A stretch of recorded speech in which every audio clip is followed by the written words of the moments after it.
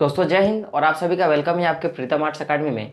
और जैसा कि आप देख रहे हो कि आज का जो क्लासेस है वो इकोनॉमिक्स का क्लास 9 का जो इकोनॉमिक्स है उसका हम लोग सेकंड चैप्टर जो है उस पर हम लोग बात करेंगे।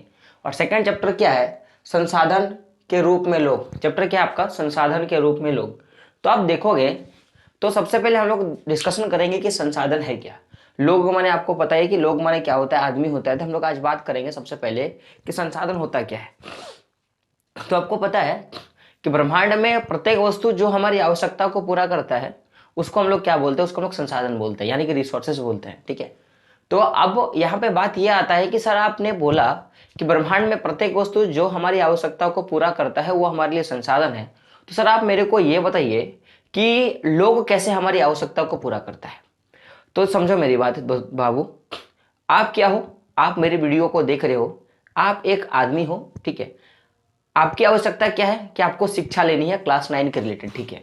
मैं क्या हूं? एक आदमी हूं और मेरा काम क्या है? आपको शिक्षा देने का। ठीक है। तो मैंने आपकी आवश्यकता पूरा करी। मैंने क्या किया कि मैंने आपको ज्ञान दिया क्लास 9 के रिलेटेड, और बदले में मेरी जो आवश्यकता है सब्सक्राइबर का, लाइक का और शेयर का, आपने वो कर दिया। तो मेरी जो आवश्यकता थी आपने पूरा कर दी, आपकी जो आवश्यकता थी मैंने पूरा कर दी। तो इसी तरह हमारी जो आवश्यकता है वो आपस में ही पूरा हो गई। तो इसीलिए हम लोग क्या है, आपस में एक दूसरे के संसाधन है।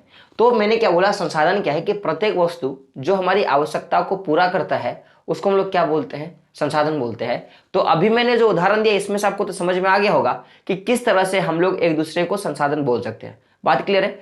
अब बात समझो कि जब भी मानव संसाधन के रूप में काम करता है तो उससे एक चीज का निर्माण होता है जिसको हम लोग बोलते हैं मानव पूंजी। यानी कि जब मानव संसाधन के रूप में काम करता है तो उससे मानव पूंजी का निर्माण होता है। किसका निर्माण होता है? मानव पूंजी का निर्माण होता है। तो अब हम लोग बात करेंगे कि मानव पूंजी है क्या। आपने तो बोल दिया सर कि मानव संसाधन के रूप में जब काम करते हैं तो उससे मानव पूंजी बनता है। तो ये मानव पूंजी है क्या? तो मानव पूंजी क्या है कि मानव पूंजी कौशल और उस पे निहित उत्पादन के ज्ञान का एक स्टॉक है। क्या है? आप किसी भी चीज का उत्पादन कर रहे हो तो आप जब किसी चीज का उत्पादन करते हो तो उस चीज का अगर आपके पास ज्ञान है तो उसी को हम लोग क्या बोलते हैं? मानव पूंजी। मानव माने पता है, पूंजी माने पता है कि क्या होता है? संपत्ति। तो क्या बोलते हैं कि मानव पूंजी क्या है? तो कौशल और उसमें निहित किसी भी कोई भी काम आप कर रहे हो तो उस काम के बारे में अगर आपको ज्ञान है और ज्ञान का अगर आपको भंडार है तो उसी को हम लोग क्या बोलेंगे? मानव पूंजी हम लोग बोलेंगे। जैसे समझिए मेरा बात, हमें इकोनॉमिक्स पढ़ाना आता है, मुझे ज्योग्राफी पढ़ाना आता है, मुझे हिस्ट्री पढ़ाना आता है। मेरे पास किसका ज्ञान है? हिस्ट्री का, ज्योग्राफी का और इकोनॉमिक्स का मेरे पास ज्ञान है। तो ये मेरे लिए क्या हो गई? ये मेरे लिए पूंजी हो गई। कैसी पूंजी होगी? मानव पूंजी हो गई, क्योंकि मेरे पास उसका स्टॉक है, मेरे पास उस पूंजी का क्या है? भंडार है। क्योंकि मैंने इससे पहले 9 क्लास पढ़ी हुई है, मैं इससे पहले 9 क्लास का हिस्ट्री पढ़ा हूं, 9 का मैंने इकोनॉमिक्स पढ़ी है, 9 का मैंने ज्योग्राफी पढ़ी है। तो मैं आपको पढ़ा रहा हूं तो उसका मेरे पास क्या है? मेरे पास उसका स्टॉक है जो आपको मैं दे रहा हूं। तो कभी क्वेश्चन आएगा आपके पास कि मानव पूंजी क्या है, तो हम लोग क्या बोलेंगे कि किसी भी चीज का उत्पादन करने के लिए जिस ज्ञान की आवश्यकता होती है मानव को, उसका अगर स्टॉक किसी मानव के पास है तो उसको क्या बोलेंगे? मानव पूंजी हम लोग बोलेंगे। यहां तक बात क्लियर है? चलिए नेक्स्ट देखते हैं। अब बात आता है कि मानव पूंजी का तो समझ गए कि इसमें कौशल और कौशल के लिए जो भी चाहिए उत्पादन के लिए उसका एक ज्ञान का अगर मेरे पास भंडार है तो हम लोग क्या बोलेंगे कि भाई बेसिकली हमारे पास मानव पूंजी अवेलेबल है। तो अब आपके पास एक क्वेश्चन आता होगा कि सर मानव पूंजी का निर्माण कैसे होता होगा? क्वेश्चन क्या है कि मानव पूंजी का निर्माण कैसे होता है? अब ये तो बहुत दुविधा वाली क्वेश्चन है भाई, कि मैंने इससे पहले देखा कि मानव पूंजी क्या है, अब हम लोग बात कर रहे हैं कि मानव पूंजी का निर्माण कैसे होता है। क्या बात कर रहे हैं हम लोग कि मानव पूंजी का निर्माण कैसे होता है, हम लोग इस पे बात कर रहे हैं। तो आप समझो मेरी बात कि मानव पूंजी का निर्माण करने के लिए सबसे पहला तो आपके पास शिक्षा होना चाहिए और स्वास्थ्य होना चाहिए। पहला क्या? शिक्षा होना चाहिए और स्वास्थ्य होना चाहिए। अगर आपके पास शिक्षा और स्वास्थ्य अवेलेबल है तो आप एक बेहतर मानव पूंजी का निर्माण कर सकते हो। समझो मेरी बात कैसे? मैंने क्या बोला कि मानव पूंजी क्या है? कौशल, यानी कि किसी भी एक चीज का शिक्षा होना चाहिए आपके पास, या उस शिक्षा के लिए जो भी ज्ञान है, जैसे कि मैंने क्या बोला कि मुझे ज्योग्राफी पढ़ानी आती है, चाहे मेरे को इकोनॉमिक्स पढ़ानी आती है, तो मेरे पास इकोनॉमिक्स का या मेरे पास ज्योग्राफी का अच्छा खासा ज्ञान होना चाहिए, जो कि मेरे पास है। तो अगर हमको मानव पूंजी, अगर किसी भी आदमी को मानव पूंजी निर्माण करनी है, अगर उस व्यक्ति को मानव पूंजी को बढ़ाना है या बनाना है, तो उसके लिए पहले तो उसके पास शिक्षा होना चाहिए और साथ में उसके पास स्वास्थ्य होना चाहिए। अब समझो ये क्यों जरूरी है। अगर आपके पास शिक्षा है तो आप अपनी कौशलता को बढ़ा सकते हो, अपने उत्पादन शक्ति को बढ़ा सकते हो। बात क्लियर है? क्योंकि एक वो किसान जिसको हल और बैल से वो अपना काम करता है, उसको किसी तरह का आधुनिक उपकरण के बारे में नॉलेज नहीं है, तो वो क्या करेगा? उसकी उत्पादन तो हल और बैल के साथ ही सीमित हो जाएगी, ज्यादा टाइम में उसको कम उत्पादन मिलेगा। लेकिन वो इंसान जिसको ट्रैक्टर चलानी आती हो, जिनको थ्रेसिंग मशीन का उपयोग आता हो, जिसको कीटनाशक का उपयोग आता हो, तो जाहिर सी बात है जब उसको इतना कुछ आएगा तो उसका उत्पादन तो बढ़ेगा। साथ में स्वास्थ्य भी बड़ा इंपॉर्टेंट है। क्यों इंपॉर्टेंट है? कि मान लो आपके पास शिक्षा है, आप एक अच्छे खासे इंसान हो, शिक्षा हो, लेकिन आप मानसिक रूप से, शारीरिक रूप से आप विकलांग हो। जैसे बोलने का मतलब है कि आपका एक हाथ नहीं चलता, आपका एक पैर नहीं चलता, आप कम देख पाते हो, आप कम सुन पाते हो, आप डेली बीमार रहते हो, तो क्या आप उत्पादन कर पाओगे? क्या आप उत्पादन कर पाओगे? क्या? तो आप बोलोगे सर नहीं, मैं उत्पादन नहीं कर पाऊंगा। तो इसीलिए कभी भी अगर मानव पूंजी का निर्माण करना होगा हमको, तो उसके लिए शिक्षा और स्वास्थ्य चाहिए। और वो दोनों का अगर हम लोग विकास कर लेते हैं, किसके? शिक्षा और स्वास्थ्य का अगर हम लोग ज्यादा मात्रा में विकास कर लेते हैं और ज्यादा मात्रा में अगर हम लोग उपयोग करते हैं, तो उससे जो मानव पूंजी बनेगा उसका क्या होगा? अच्छा मात्रा में उपयोग हम लोग करेंगे और उसका उपयोग जो होगा वो बहुत भारी मात्रा में होगा। बात क्लियर है? अब भाई हम लोग तो तब से देख लिए कि संसाधन क्या है, मानव के संसाधन, इसलिए मैंने यहाँ पे एक पॉइंट भी लिख दिया है, ठीक है। और ये बड़ा इंपॉर्टेंट पॉइंट है कि मानव संसाधन क्या है, और ये पूछा जाता है क्वेश्चन। तो मानव संसाधन क्या है? तो देखोगे कि अन्य साधनों से मानव संसाधन जो है वो अन्य संसाधनों से श्रेष्ठ है। क्यों श्रेष्ठ है भाई? सबसे अच्छा है। क्यों अच्छा है? अच्छा होने का रीजन क्या है? कि बहुत सारे रीजन है, लेकिन उससे पहले आप देख लो कि मानव संसाधन अन्य संसाधनों से श्रेष्ठ है। अब भाई अन्य संसाधन क्या क्या है? तो जैसे आप भूमि के बारे में बात देखोगे, जैसे आप पूंजी देखोगे, ठीक है, ये सब क्या है? ये सब भी तो संसाधन है ना। साथ में आप जल देखोगे, साथ में आप वायु देखोगे, तो जितने भी संसाधन है, जितने भी संसाधन है, उन संसाधनों में से श्रेष्ठ कौन है? मानव जो है वो सबसे ज्यादा श्रेष्ठ है। अब श्रेष्ठ क्यों है भाई? समझिए कि ये जो संसाधन होता है स्वयं अपना उपयोग नहीं कर सकते हैं। ये जितने भी आप संसाधन देखते हो, चाहे भूमि का बात करो, चाहे आप पैसे का बात करो, चाहे आप हवा का बात करो, चाहे आप चापाकल का बात करो, चाहे आप अपना घर का बात करो, चाहे एक पेड़ का बात करो, तो क्या ये अपना कभी उत्पादन, जो भी कुछ ये उत्पादन करेगा कि क्या खुद कर सकता है? क्या? जैसे बोलने का मतलब है कि भूमि से हम लोगों ने पेड़ उगाया, क्या भूमि कभी पेड़ को खा सकती है? क्या भूमि से हम लोगों ने अनाज उगाया, क्या भूमि अनाज खा सकती है? क्या नहीं। हम लोगों ने जल पे मछली पालन किया, क्या कभी मछली जल को कभी पानी मछली को खा सकती है? क्या? आप बोलोगे नहीं। हम लोगों ने एक वृक्ष लगाया, वृक्ष में आम के फल पके हुए हैं, तो क्या आम का जो फल है वो वृक्ष खा सकता है? क्या? अब मान लो कि नहीं खा सकता, वहां से टूट के नीचे गिर गया, क्या जमीन खा सकता है? क्या नहीं। हम लोग ही ना उसको उत्पादन करते हैं, हम ही लोग ना खाते हैं। तो इसीलिए मैंने लिखा है कि भूमि, पूंजी इत्यादि जो अन्य जो संसाधन है ये उतना श्रेष्ठ नहीं है। क्यों श्रेष्ठ नहीं है? क्योंकि जितने भी संसाधन देख रहे हो, केवल मानव को छोड़ के सारे संसाधन उत्पादन तो कर देते हैं, लेकिन वो खुद से उसका उपयोग नहीं करता है। लेकिन मानव ऐसा एक संसाधन है, मानव एक ऐसा संसाधन है जो सजीव है। पहले बात तो सजीव है भाई। अब आप पेड़ बोलोगे, वो भी सजीव है, ठीक है। ये क्रियाशील है, ये काम करते हैं, ठीक है, और ये संवेदनाशील है। देखो ये क्या करते हैं? क्रियाशील है, ये काम भी करते हैं और ये संवेदनाशील है। जैसे आपके पास ये मच्छर बैठा या काट रहा है, तो आप मारोगे ना ऐसे करके, तो ये संवेदना हुआ। कोई इंसान आपको देख के रो रहा है तो आपको भी रोना आएगा, कोई आपको देख के हंस रहा है तो आपको भी हंसना आएगा। तो इसीलिए मानव क्या संवेदनाशील है और एक क्रियाशील है, ये काम भी करता है। पेड़ को देखो एक जगह खड़ा है, भूमि देखो एक जगह बिछा हुआ है, पानी एक ही जगह बह रहा है, उसका क्या काम? कुछ तो कर नहीं सकता।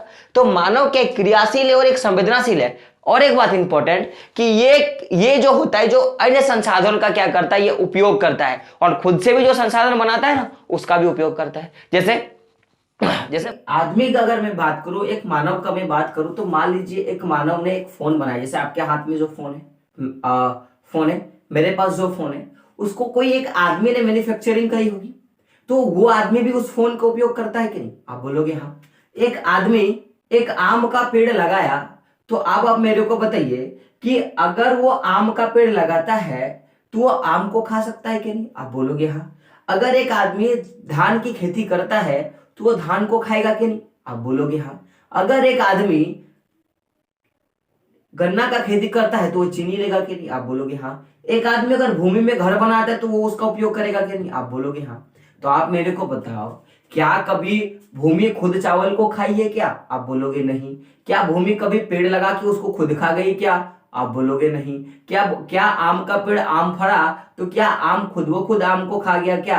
आप बोलोगे नहीं। तो जब ऐसा कुछ नहीं होता है तो जाहिर सी बात है कि हम लोग बोल सकते हैं कि मानव अच्छा संसाधन है। क्यों संसाधन अच्छा है? क्योंकि अन्य संसाधन के मुकाबले ये संसाधन बनाती भी है, संसाधन का उत्पादन भी करती है और संसाधन का उपयोग भी वो करती है। बात क्लियर है? बात क्लियर यहां तक? चलिए आगे देखते हैं। अब वो बात आता है कभी कभी कि सर हम लोगों ने देखा मानव पूंजी क्या है, मानव पूंजी का निर्माण देख लिया, मानव संसाधन क्या है वो देख लिया, ठीक है, और ये श्रेष्ठ क्यों है बाकी संसाधनों से हम लोगों ने वो देख लिया। अब आप मेरे को ये बताइए कि आपने यहाँ पे शिक्षा का बात किया था, तो सर शिक्षा इंपॉर्टेंट क्यों है हमारे लिए? ठीक है, हमारे लिए शिक्षा इंपॉर्टेंट क्यों है? भाई आप लोग पढ़ाई करते हो ना, तो आखिर आप पढ़ाई क्यों करना चाहते हो, इस पे हम लोग फोकस करते हैं। ठीक है, तो सबसे पहले आप लोगों को एक चीज जानना पड़ेगा कि शिक्षा क्या है, यानी कि ज्ञान, ज्ञान को ही शिक्षा बोलते हैं। इसमें तो कोनो भाषण देने का कोनो बात नहीं है।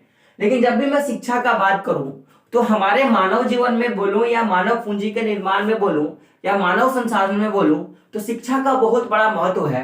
क्यों बहुत बड़ा महत्व है, यह बात समझ लीजिए कि आप जितने भी तरह के जितने भी तरह के श्रम देखते हो, श्रम यानी कि जितने तरह के काम करने के तरीके को देखते हो, तो उसका उत्पादन कौन करता है? ज्यादा श्रम को बढ़ाने का काम शिक्षा करता है। यानी कि बोलने का मतलब है कि कोई इंसान अगर ज्यादा शिक्षित है तो वो अपने काम में ज्यादा व्यक्तियों को रख सकता है। जैसे आप बड़े बड़े लोगों का नाम जानते हो, जैसे मुकेश अंबानी शिक्षित है, उनके पास क्या है? शिक्षा है। तो उनके पास शिक्षा है, वो खुद ज्यादा नहीं पढ़े हुए, लेकिन उनका जो वर्कर है, जो उनका एम्प्लॉय है, जो उनका सीईओ है उनकी कंपनी का, वो बहुत ज्यादा शिक्षित है।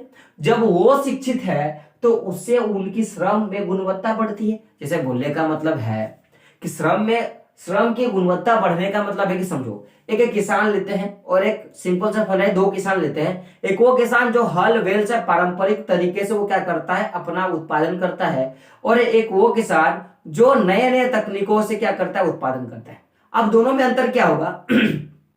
दोनों तो मेहनत करेगा। एक वो किसान जिसके पास हल बैल है वो भी मेहनत करेगा, और एक वो किसान जिसके पास तकनीकी ज्ञान है, जिसके पास ट्रैक्टर है, जिसके पास थ्रेसिंग मशीन है, अच्छे अच्छे कीटनाशक है, वो भी उत्पादन करेगा, वो भी काम करेगा। लेकिन यहाँ पे ज्यादा उत्पादन कौन करेगा? वो इंसान जो हल और बैल के सहारे काम कर रहा है, कि वो इंसान जो ट्रैक्टर और बाकी सब का काम कर रहा है? क्योंकि अगर उस इंसान को खेत जोतने के लिए दे दिया जाए, एक ही खेत जिसकी लंबाई जितनी बराबर हो, तो जो हल चलाएगा वो कम मात्रा में क्या करेगा, ज्यादा टाइम लगेगा उसको जोतने में। लेकिन जो ट्रैक्टर से जोतेगा वो कम टाइम में ज्यादा खेत जोत देगा। तो इसीलिए अगर शिक्षा का महत्व आपके पास है, अगर आपको ट्रेनिंग दी, अगर आपके पास इस चीज का ज्ञान है कि कैसे ट्रैक्टर चलाए, आपको ज्ञान है कि कैसे हम शिक्षा में वृद्धि करें, तो जाहिर सी बात है कि आपकी जो काम करने की जो कैपेसिटी है, जो आपकी काम करने की जो स्ट्रेंथ है, उसको क्या करेगा, उसको बढ़ा देगा, उसको इंक्रीज करने का काम करेगा। तो शिक्षा महत्वपूर्ण क्यों है? ये श्रम को, यानी कि जो काम करने की जो गुणवत्ता है, जो तकनीक है, उसको क्या करती है, बढ़ाने का काम करती है। कौन करती है? शिक्षा उसको बढ़ाने का काम करती है। अब आप देखोगे कि अगर शिक्षा को अगर बढ़ा दे तो जो उत्पादन होगा, किसी भी चीज का आप उत्पादन देख लो, चाहे आप कृषि का उत्पादन देख लो, चाहे आप किसी भी चीज का उत्पादन देख लो, तो उसमें भी वृद्धि आ जाएगी। उसमें क्या आ जाएगी? वृद्धि आ जाएगी। जैसे कि मैंने अभी बताया कि एक वो इंसान जो शिक्षित है, तो वो क्या करेगा, वो या तो बहुवृत्त फसल प्रणाली का उपयोग करेगा, या तो हम लोग पालमपुर गांव में पढ़े थे, या तो बहुवृत्त फसल प्रणाली का उपयोग करेगा, या तो क्या करेगा, वो या तो वो आधुनिक कृषि का उपयोग करेगा क्योंकि उसके पास तो ज्ञान है। तो आपको पता है कि ज्यादा उत्पादन अगर हमको चाहिए तो हम बहुविध फसल प्रणाली का उपयोग करेंगे। तो वो क्या कर सकता है, ज्यादा मात्रा में वो उत्पादन कर सकता है। बात क्लियर है। तो जो लोग शिक्षित होते हैं, पहला तो वो क्या करेंगे कि वो अपने श्रम की गुणवत्ता को बढ़ा सकते हैं, और दूसरा क्या कर सकते हैं, वो उत्पादन ज्यादा कर सकते हैं। जिससे क्या होगी, जो हमारा राष्ट्र आय है, यानी कि पूरा देश का जो बजट है, पूरा देश का जो इनकम है, उसमें क्या आपको देखने को मिलेगा, उसमें आपको वृद्धि देखने को मिलेगा। यहां तक बात क्लियर है, यहां तक बात क्लियर है। अब आपके मन में क्वेश्चन आता होगा कि सर आप ये बताइए कि मानव संसाधन तो देख लिया हम लोगों ने, मानव संसाधन को कैसे इंक्रीज करें, उसमें शिक्षा का महत्व देख लिए। अब आप मेरे को ये बताइए कि मानव संसाधन का सबसे ज्यादा उपयोग कौन सा देश करता है। तो यहाँ पे मैंने लिखा है कि जापान नाम का एक देश है, आपको सबको पता है, ठीक है। जापान जो देश है वो मानव संसाधन का, किसका, मानव संसाधन का बहुत ज्यादा उत्पादक करता है, और ये सबसे ज्यादा उस पे क्या करता है, निवेश करता है। यानी कि मानवों को मानव पूंजी बनाने में, मानव संसाधन बनाने में क्या करता है, सबसे ज्यादा इन्वेस्टमेंट कौन करता है, जापान करता है। तो कभी आपसे क्वेश्चन पूछेगा कि आप ये बताइए कि कौन सा विश्व का कौन सा देश मानव संसाधन का उत्पादन या मानव संसाधन पर निवेश सबसे ज्यादा करता है, तो वह देश कौन सा है, जापान। वो देश कौन सा है, जापान। बात क्लियर है, यहां तक आपकी बात क्लियर है। चलिए आगे देख, हम लोगों ने तो देख लिया कि मानव पूंजी में मानव संसाधन का उपयोग सबसे ज्यादा कौन देश करता है। अब हम लोग बात करेंगे कि सर ये तो मानव तो काम करता होगा भाई। अब जब मानव काम करता होगा तो जाहिर सी बात है कि उसका भी हम लोग प्रकार देख सकते हैं। तो जो हमारी अर्थव्यवस्था है, जो हमारा पूरा जो देश का अर्थव्यवस्था है, या किसी भी देश की अर्थव्यवस्था का आप बात करोगे, तो उस अर्थव्यवस्था में लोग तो काम करते होंगे, क्योंकि बिना काम के तो देश चलने वाला है नहीं। तो जब वो काम करेगा तो वो विभिन्न विभिन्न क्षेत्रों में काम करेगा। जैसे बहुत आदमी किसान हो जाएंगे, बहुत आदमी कंप्यूटर पर बैठ के मशीनी काम करेंगे, बहुत आदमी वकालत करेंगे, बहुत आदमी मोचे का काम करेंगे, बहुत आदमी सिलाई का काम करेंगे। तो हर एक इंसान का अपना अपना काम होता है, एक पैसा होता है। मैं शिक्षक हूं, मैं शिक्षा का काम करता हूं। उस तरह आपके पिताजी फार्मर, किसान कुछ भी होंगे। हाँ, आपकी मम्मी या तो हाउस वाइफ होंगी, घर में काम करने वाली होंगी, या तो ऑफिस में काम करने वाली होंगी। तो आपको बहुत तरह के काम पता है। जैसे आप रेलवे का नाम जानते हो, आप इंडियन आर्मी का नाम जानते हो, आप नेवी का नाम जानते हो, आप एयरफोर्स का नाम जानते हो। तो आप बहुत तरह के नाम, कामों के नाम जानते हो। तो लोग काम करते हैं, ठीक है। तो जो हमारी अर्थव्यवस्था है, हमारी जो अर्थव्यवस्था है, तो हमारी अर्थव्यवस्था क्या बताती है कि जो भी लोग काम करते हैं उनको बेसिकली हम लोग उनके कामों के आधार पर, यानी कि उनके कार्यकलापों के आधार पर, उनके कार्यकलापों के आधार पर हम लोग क्या करते हैं, उसको 3 क्षेत्र में रखते हैं। कितना क्षेत्र में रखते हैं, 3 क्षेत्र में। यानी कि संसार का कोई भी आदमी कुछ भी काम कर ले, कुछ भी काम कर ले, उन कामों को हम लोग ये 3 क्षेत्र में हम लोग घुसा के रख सकते हैं, और उससे हम लोग बोल सकते हैं कि कौन सा आदमी कौन क्षेत्र से रिलेटेड है। तो वो 3 क्षेत्र क्या है सर, तो वो प्राथमिक क्षेत्रक है, द्वितीय क्षेत्रक है, और क्या तीसरा तृतीय क्षेत्रक है। कभी क्वेश्चन आपके पास आएगा कि अर्थव्यवस्था को कितने क्षेत्र में बांटा गया है, तो हम लोग कितना बोलेंगे, टोटल 3 क्षेत्र में बांटा गया है। प्राथमिक क्षेत्रक, द्वितीय क्षेत्रक और तृतीय क्षेत्रक। प्राथमिक क्षेत्रक, द्वितीय क्षेत्रक और तृतीय क्षेत्रक। कभी पूछेगा कि क्रियाकलाप के आधार पर, यानी कि काम के आधार पर जो टोटल जो क्षेत्रक है उसको कितने भाग में बांटा गया है, तो भी 3 भाग में बांटा गया है। सर वो तीन क्या क्या है, तो क्या बोलेंगे, प्राथमिक क्षेत्रक, द्वितीय क्षेत्रक और तृतीय क्षेत्रक। बात क्लियर है। अब आपके मन में सवाल उठता होगा कि सर आप मुझे ये बताइए कि प्राथमिक क्षेत्रक क्या है, सर आप मुझे बताइए कि द्वितीय क्षेत्रक क्या है, और सर आप मुझे बताइए कि तृतीय क्षेत्रक क्या है। तो बाबू मैं सब बताऊंगा। तो पहले मैं बात करता हूं प्राथमिक क्षेत्रक का, फिर द्वितीय क्षेत्रक का, फिर तृतीय क्षेत्रक का। तो एक शेड्यूल समझते हैं। पहली बात कि हम लोग सबसे पहले हम लोग एक अच्छा चीज जानते हैं, जिसे हम लोग गन्ना का बात करते हैं, ठीक है। गन्ना का बात करते हैं या गेहूं का बात करते हैं, जिसका भी लेते हैं, दोनों को लेके चलते हैं, या धान का बात करते हैं, ठीक है। सबसे पहले हम लोग गन्ना का बात करते हैं। तो सब गन्ना कहाँ से उगाई जाती है, भूमि से उगाई जाती है, ठीक है। उसको कौन उगाता है, किसान उगाता है। उगाने के बाद गन्ना को क्या कहाँ भेज दिया जाता है, काटने के बाद उसको मिल पे भेज दिया जाता है, जहां गन्ने से गुड़ या तो फिर चीनी बनता है। अब उस चीनी को फिर क्या होता है कि बाजार में बेचा जाता है। तो जब उसको बाजार में बेचेंगे तो क्या होगा, कोई 3 पहिया का, 2 पहिया का ट्रक, टेम्पू, ट्रेन, किसका भी उपयोग करके हम लोग कहाँ लेके जाएंगे, बाजार लेके जाएंगे। और उसके बाद जब हम लोग बेच देंगे तो जो पैसा आएगा, अगर भारी मात्रा में पैसा आया तो फिर क्या करेंगे, जो हमको उत्पादन के लिए फिर से जो जो हमको फसल लगाना है उसका उत्पादन करेंगे, और नहीं तो बाकी जो पैसा है उसको बैंक में लेके रख देंगे। अब मान लीजिए कोई किसान क्या करता है, गेहूं का उत्पादन करता है, उसके पास पैसे नहीं हो तो बैंक जाके क्या करेगा, कर्ज ले लेगा। उसके बाद क्या करेगा, बीज लाएगा, धान को रोपेगा, रोपने के बाद जो धान मिलेगा उसको फिर क्या करेगा, वो उससे वो चावल बनाएगा, या फिर उसी धान को उठा के वो मंडी पे ले जाके बेच देगा। फिर जो उसको पैसा मिलेगा तो उसको उससे वो ऋण को चुका देगा। अगर मान लीजिए कि कोई गेहूं का उत्पादन कर रहा है तो क्या करेगा, गेहूं का उत्पादन करेगा, पैसा घटा तो क्या कर सकता है, वो बैंक से ले सकता है। गेहूं उत्पादन होने के बाद उसको क्या करेगा, वो घर लेके आएगा, फिर उसको बाजार पे बेच देगा। उसके बाद फिर क्या करेगा, उसको बैंक जो पैसा अतिरिक्त बचेगा उसको क्या करेगा, वो जाहिर सी बात है कि वो क्या करेगा, बैंक में डाल देगा। तो ये जो तीन चार चरण हम लोगों ने देखा, तो इसी को हम लोग बोलते हैं प्राथमिक सेक्टर, द्वितीय सेक्टर और तृतीय सेक्टर।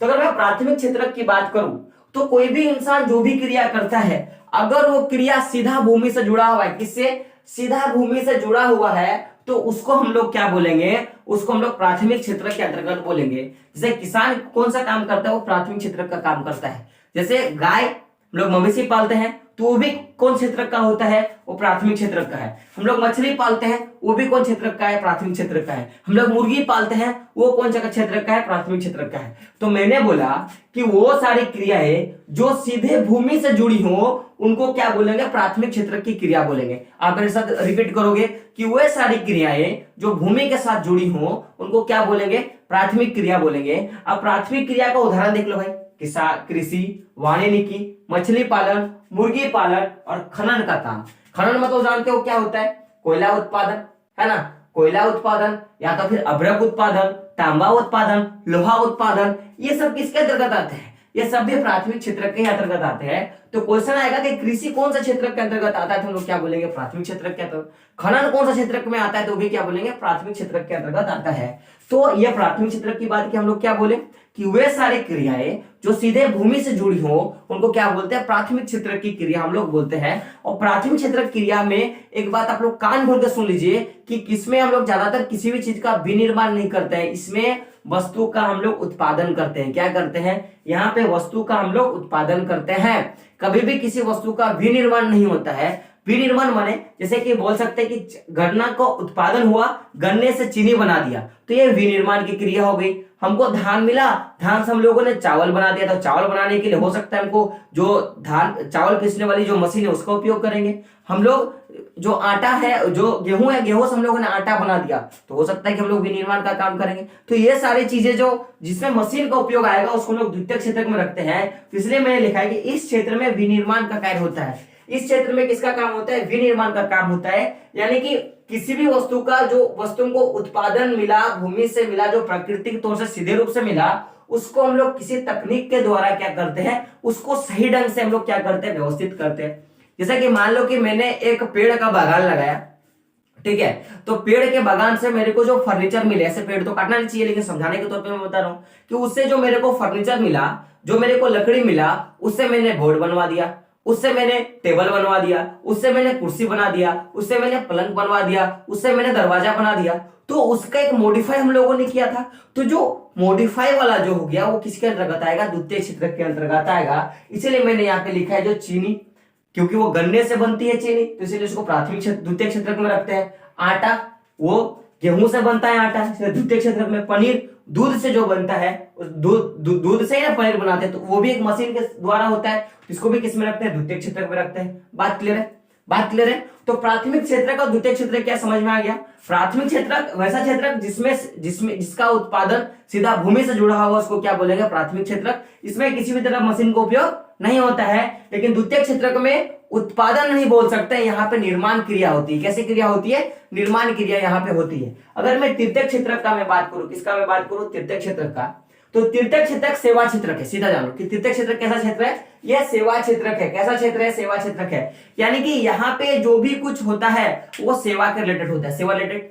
जैसे कि आप किसान हो, आपको अनाज उत्पादन करना है लेकिन आपके पास पैसे नहीं है, आप कहाँ जाओगे, या तो बाजार में किसी साहूकार से उधार ले लोगे, या आपके घर के जो आपके बगल में जो बड़े किसान होंगे उससे उधार ले लोगे, या फिर आप बैंक जाओगे, बैंक में जाके आप उधार ले लोगे। तो बैंक क्या है, वो सेवा क्षेत्र है। क्या है, एक सेवा क्षेत्र है। अब आप शिक्षा का बात करोगे, शिक्षा कौन क्षेत्र में आता है? वो भी सेवा क्षेत्र में आता है, क्योंकि शिक्षा भी आपको सेवा देने का काम करता है। आप मार्केट का बात करोगे, जिस मार्केट में आप जाकर चावल बेचोगे वो भी किसके अंतर्गत आएगा? वो भी सेवा क्षेत्र के अंतर्गत आएगा। ठीक है, आप जो परिवहन का बात करते हो, जैसे रेलगाड़ी, जैसे आप ट्रक, टेम्पू, आपकी मोटरसाइकिल, एरोप्लेन, वो सब किसके अंतर्गत आएंगे? वो सब भी तृतीय क्षेत्र के अंतर्गत आएंगे, क्योंकि वो सेवा प्रदान करता है। और एक नोट वाली चीज है जो आप लिख लो, यहाँ पे नोट में लिख लो कि जो तीसरा क्षेत्र है, जो तीसरा क्षेत्र है उसकी जो उत्पादन होती है, क्या उसकी जो उत्पादन होती है वो क्या होती है? शून्य होती है। तो नोट कभी क्वेश्चन आएगा कि किस क्षेत्र में उत्पादन नहीं होता, तो तृतीय क्षेत्र में किसी भी चीज का उत्पादन भी नहीं होता है और निर्माण भी नहीं होता है। यहाँ पर जो उत्पादन क्या होता है? जीरो होता है। आप देखोगे तो इसमें भी होता है, लगभग इसमें भी उत्पादन होता है, लेकिन इसमें कभी भी उत्पादन नहीं होता है। बात क्लियर है? प्राथमिक क्षेत्र क्या थी, द्वितीय क्षेत्र क्या है, तृतीय क्षेत्र क्या, आपको समझ में आ गया? आपको ये सारा कुछ समझ में आ गया होगा। ठीक है, तो आई होप आपको वीडियो अच्छा लगा होगा। ठीक है, लेकिन आप ये जान लो कि तृतीय क्षेत्र में तो, तृतीय क्षेत्र को तो सेवा क्षेत्र को बोलते ही नहीं है, लेकिन तृतीय क्षेत्र में आता क्या है? तो आप देखोगे, जैसे परिवहन का मैंने बात किया, जैसे परिवहन हो गया, जैसे परिवहन हो गया, व्यापार हो गया, जितना भी संचार का माध्यम देखते हो, फोन, टेलीफोन, जितना भी आप बैंकिंग क्षेत्र देखते हो, जितना भी बीमा कंपनी देखते हो, जितने भी हॉस्पिटल्स देखते हो, जितना भी शिक्षा वाला क्षेत्र देखते हो, जितना भी घूमने का स्थान देखते हो, ये सब क्या करती है? सेवा प्रदान करती है। ये सब क्या करती है? सेवा प्रदान करती है। तो आई होप आपको तो वीडियो अच्छा लगा होगा। अगर अच्छा लगा होगा तो लाइक जरूर कीजिए, कमेंट में बताइएगा कि वीडियो आपको कैसा लगा। ठीक है, और साथ में वीडियो को शेयर करते रहिए, क्योंकि आप शेयर करते हो तो मेरे को मोटिवेशन मिलता है, और अपने अगल बगल के जो दोस्त है जो क्लास 9 का या 10 का या 12 का हिस्ट्री, इकोनॉमिक्स और ज्योग्राफी पढ़ना चाहते हैं मेरे साथ, तो उनको भी आप बुलाइए, प्रीतम आर्ट्स अकेडमी को सब्सक्राइब कराइए। और जो लोग चैनल पे नए हैं, मैं बोलूंगा कि चैनल को फर्स्ट टाइम जो वॉच कर रहे हैं, जो आप प्रीतम आर्ट्स अकेडमी के बगल में जो सब्सक्राइब का बटन देख रहे हो उसको टच कीजिए, बगल में एक बेल का आइकॉन आएगा, उसपे एक ऑल का नोटिफिकेशन आएगा, उसको टच कीजिए, ताकि जितने भी वीडियो में प्रीतम आर्ट्स अकेडमी में डालूं उसका नोटिफिकेशन सबसे पहले आप तक पहुंच सके और आप अच्छे से सीख पाओ। तो आई होप आपको आज का वीडियो अच्छा लगा होगा। तो दोस्तों मिलते हैं अगले वीडियो में, तब तक के लिए जय हिंद, जय भारत और आपका दिन शुभ हो।